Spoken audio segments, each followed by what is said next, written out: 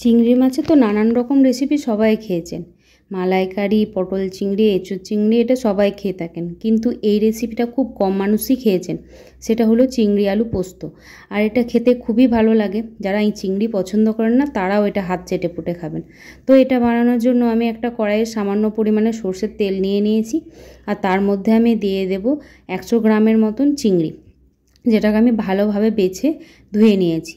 এটা থেকে খোসা টোসা সবই আলাদা করে দিয়েছি।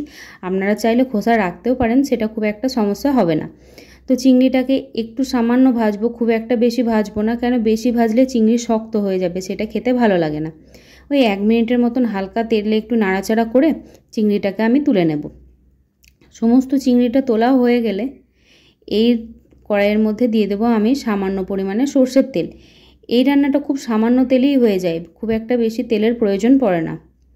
তো যাই হোক, আমি সর্ষের তেল নিয়ে নিচ্ছি সামান্য পরিমাণে সর্ষের তেল দেওয়ার পর এর মধ্যে আমি দিয়ে দেবো গোটা একটা শুকনো লঙ্কা ফোড়ন। আপনারা চাইলে শুকনো লঙ্কাটা চিড়েও দিতে পারেন, কিন্তু আমি ঝাল কম খাই বলে শুকনো লঙ্কাটা চিড়ে দিইনি। শুকনো লঙ্কাটা ভাজা হয়ে গেলে তার মধ্যে আমি দিয়ে দেবো ছোটো ছোটো করে কোচানো পেঁয়াজ। পেঁয়াজটা ভালোভাবে যখন লাল লালভাবে ভাজা হবে, আর সেই মতো পর্যায়ে পেঁয়াজটাকে ভাজতে দিয়ে আমি একটা মশলার পেস্ট তৈরি করে নেব। তার জন্য আমি নিয়েছি 10টার মতন কাজু, একটা বড় চামচের 4 মগজ, আর দেব 2.5 চামচ বড় 2.5 চামচের সমান পোস্ত, আর দেব একটা কাঁচা লঙ্কা। এটা দিয়ে একটা মিহি পেস্ট বানিয়ে নেব। এই পেস্টটা বানানো হলে এর সঙ্গে একটা টমেটো দিয়ে তারপরেও একটা পেস্ট বানিয়ে নেব। তো পেঁয়াজটা এদিকে দেখুন ভালোভাবে লাল লাল হয়ে ভাজা হয়ে গেছে। এর মধ্যে আমি ছোট ছোট করে কেটে রাখা আলুটা আমি দিয়ে দিচ্ছি। এটা আমি চন্দ্রমুখী আলু ব্যবহার করেছি, আপনারা চাইলে যে কোনো আলু ব্যবহার করতে পারেন। আলুটা যাতে তাড়াতাড়ি ভাজা হয়ে যায় এবং আলুটার মধ্যে যাতে নুনটাও ভালোভাবে ঢুকে যায়, তার জন্য আমি এর মধ্যে দিয়ে দিচ্ছি নুনটাকে দিয়ে আলুটাকে ভালোভাবে নাড়তে হবে। এটাই একটা টাইম সাপেক্ষ রান্নাটা করার, যেটা হচ্ছে এটা অনেকক্ষণ ধরে আলুটাকে একটু কষতে হয়, তাহলে এই রান্নাটার টেস্টটা খুবই ভালো আসবে। আপনারা দেখতেই পাচ্ছেন আমি কতটা টাইম ধরে আলুটাকে কষছি। আলুটা যখন পুরোভাবে কষা হয়ে যাবে তখন সেই পর্যায়ে যে পেস্টটা করে রেখেছিলাম কাজু বাদাম 4 মগজ পোস্তর, সেই পেস্টটাকে দিয়ে আমি ভালোভাবে এটাকে নেড়ে নেব। একটু বাটি ধোয়া জলও দিয়ে দেব, যেটা মিক্সির জারে।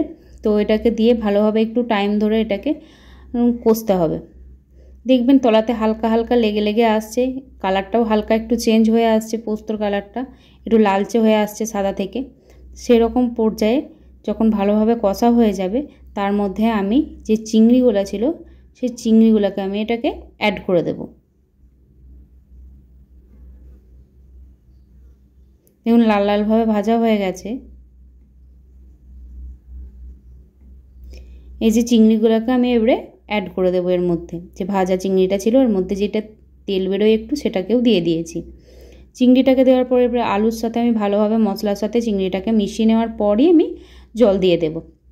জল দেওয়ার পর যেটা একটু বাটি ধোয়া জল ছিল সেটা আমি দিয়ে দিলাম। তারপরে পরিমাণ মতন আপনারা জল দেবেন, যতটা এটা সিদ্ধ হতে আলুটা সিদ্ধ হতে যতটা পরিমাণে জল লাগে।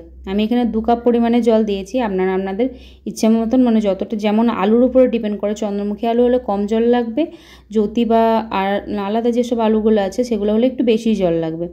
তো এটা যখন ভালোভাবে ফুটে যাবে, যখন আলুটা সিদ্ধ হয়ে যাবে, সেই সময় পর্যায়ে আমি কিছু কটা আলু আমি এখানে ভেঙে দেবো, যাতে একটু গাঢ় হয় গ্রেভিটা।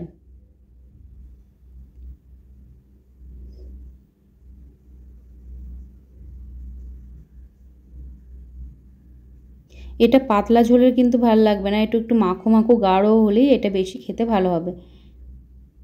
আর এটাকে পোস্ত বলাও ভুল, এটার মধ্যে অনেক কিছুই আছে, মশলা, কাজু বাদাম, 4 মগজ, তো টমেটো, তাই এটাকে পোস্ত বলাটা খুব একটা যায় না। যাই হোক, তাও আমি পোস্তই বলছি। তো এর মধ্যে দিয়ে দিলাম সামান্য পরিমাণে চিনি। চিনিটা দেওয়ার কারণ যারা ইচ্ছা হয় দেবেন, যাদের ইচ্ছা হয় দেবেন না। এটা কিন্তু খুব একটা দরকার লাগবে সেরকম নয়, আমার ভালো লাগে একটু মিষ্টি মিষ্টি, তাই আমি দিয়েছি।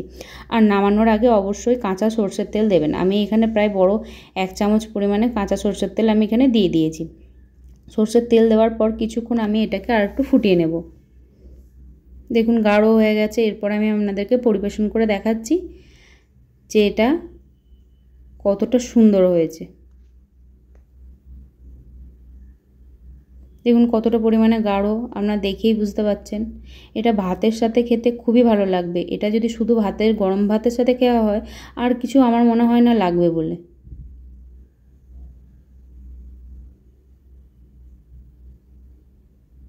আমি দুটো লঙ্কা দিয়ে এটাকে গার্নিশ করে দিয়েছি। এই যে দেখুন পুরোপুরি আমার রেডি, চিংড়ি আলুর পোস্ত আমার রেডি হয়ে গেছে। দেখুন কতটা ভালো লাগছে দেখতে, আর এটা খুবই ভালো লাগে। চিংড়িগুলোও একটু সফট হবে, মানে হার্ড হয়ে যাবে না।